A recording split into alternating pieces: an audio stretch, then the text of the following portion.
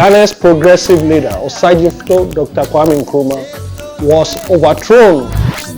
All the main parties are forces opposed to Nkrumah.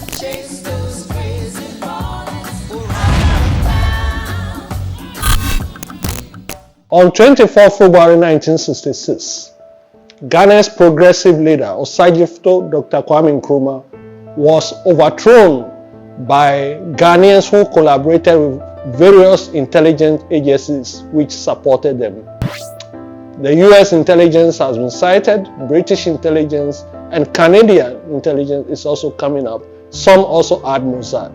Since then, the politics of Ghana has been controlled by forces opposed to Kwame Nkrumah, and I refer to this as the post-1966 political consensus, in such a way that all the main parties are forces opposed to Nkrumah. In the immediate election that followed Nkrumah's overthrow, any party which was suspected to be close to Kwame Nkrumah was banned, and a number of the leading figures of his party were banned from participating in electoral politics. And we come to today, where there is an attempt to make it look like it is only the New Patriotic Party which has elements involved in the overthrow of Kwame Nkrumah, that anytime fingers are pointed at the New Patriotic Party. This is a serious distortion, because the National Democratic Congress has, at its formation, was also packed with people involved in the overthrow of Kwame Nkrumah or supported the overthrow of Kwame Nkrumah. At the birth of the new National Democratic Congress, its co-chairmen were Alhaji Isifu Ali. Alhaji Isifu Ali was Commissioner for Works and Housing, as well as Commissioner for Information for the National Liberation Congress, the military junta which overthrew Kwame Nkrumah. The other co-chair was A.A. Munifie, who was the Minister for Youth, Social Welfare and Rural Development of the Progress Party led by Busia.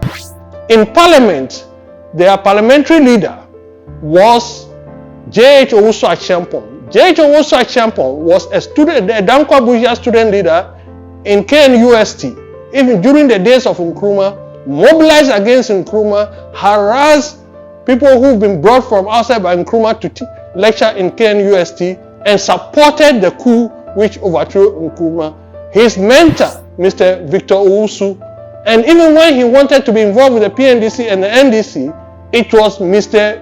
Victor Owusu who gave him the go-ahead. All this information is even available on internet. And we had a speaker, Justice Annan, who is a self-acclaimed dying-wood Dankwa Busiaist. Up to the time of Kwabnaije, every chairman of the NDC was from the Dankwa Busia side.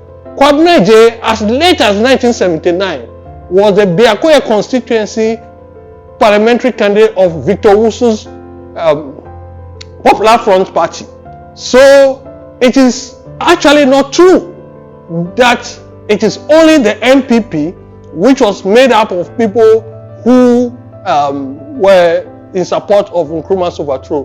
In actual fact, the reality is that these two parties emerged as anti-Rawlings and pro-Rawlings parties in 1992, which is the true substance of it. For example, when it comes to my place, Peki, the people who joined NPP joined not because they had any Dankwa Busia training, but precisely because the PNDC brought the Ghana Armed Forces to invade Peki in the problem involving Peki and Chito in 1988. And so many of these people decided to be opposed to the PNDC because of this invasion and not because of Dankwa or Busia. So we have to clarify these issues and let people understand so that the distortion will not continue. The fact is that one of the problems is that a number of self-acclaimed Nkrumahs are not prepared to work hard to build an independent Nkrumah party. So they find ways in which they can be hiding in these parties and hiding behind the 1966 consensus which is a criminal way of being an Nkrumahist. When it comes to government policy, economic policy, during the Nkrumah era, Nkrumah had an orientation to the left. Nkrumah had an orientation which did not endorse IMF and the World Bank dictates. In fact, starting from the predecessor structure of the NDC, the PNDC, they went very deep into the IMF and the World Bank. And Gaddafi advised the PNDC then. For those who do not know about this, you can take Ghana and the Rawlings, early years, by Dr. Emmanuel Hansen. That Gaddafi said that once you make money the main issue of what you want, the IMF and World Bank assistance, the main issue, you will not advance a revolutionary program. And so, from then, the path of revolution became a delusion and led to a situation in which the PNDC, later the NDC, sold many of the industries which Kwame Nkrumah had built, and with their diversification program. So, making it appear as if the IMF and World Bank policy has been implemented only by the NPP is again another distortion. And this distortion doesn't help our situation. So when we look at it, many of us make it very clear that there is no difference between the two parties in terms of historical origin or even national policy. Apart from the executives of the NDC was founded by J.J. Rawlings. J.J. Rawlings, on 5th June 1981, declared at Accra Community Center in public that Kotoka is his hero, and that when Nkrumah was trying to destroy Ghana, Kotoka liberated Ghana from Nkrumah's oppression. And so this in itself shows where he lies in relation to Nkrumah. The other thing he said, which is available on the internet in interviews, is that the greatest explosion of joy he has ever seen in his life is the joy that greeted the overthrow of Kwame Nkrumah.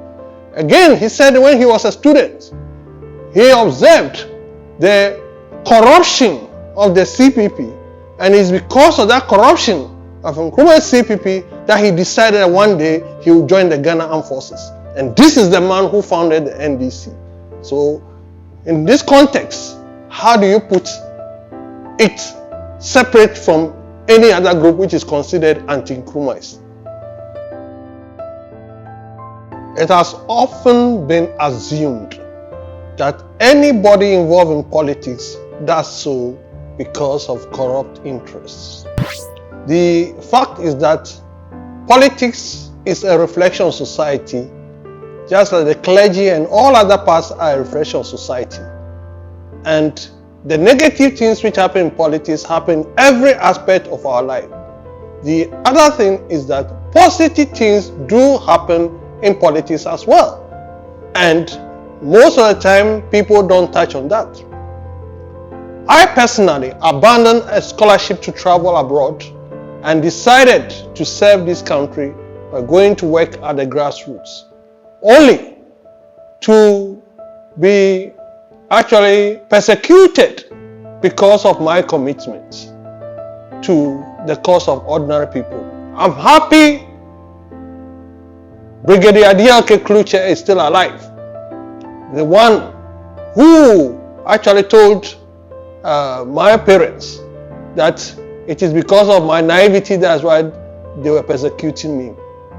That I had abandoned a scholarship and was trying to serve and was seen as too much of an anti-corruption crusader. To give some examples, in 1982, when a Ghanaian delegation, government delegation, went to the whole of Eastern Europe and Cuba, and came back. The delegation was led by Chris Bukari Atim, who is still alive. He had a press conference in Accra and informed the country that because the country they went to looked after them, they were paying all the per diem they have taken with the delegation back to government chests.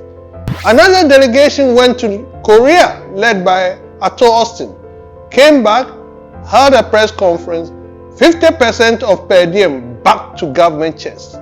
These are positive examples of our history that if we should have them in the history textbooks and the government textbooks, it will inspire the young ones to maybe want to build on such examples. And I will be coming up from time to time, bringing these kind of examples as a program which I'll be doing through videos. And this is the first introduction. In 1982, it was part of the PNDC government. I was trying to serve the PNDC, and because of my over-enthusiasm in anti-corruption crusade, I fell on the wrong side of the military powers. The fact is that those of us who were committed to pay money back to government chests, enthusiasm of the anti-corruption crusade fell out with those who continue later to become the NDC today. In fact, in Chris Atim's resignation letter, he stressed the issue of cadres working without pay and oftentimes without food to keep things going. It is that spirit which is now dead, and I and others are committed to wake up this spirit again.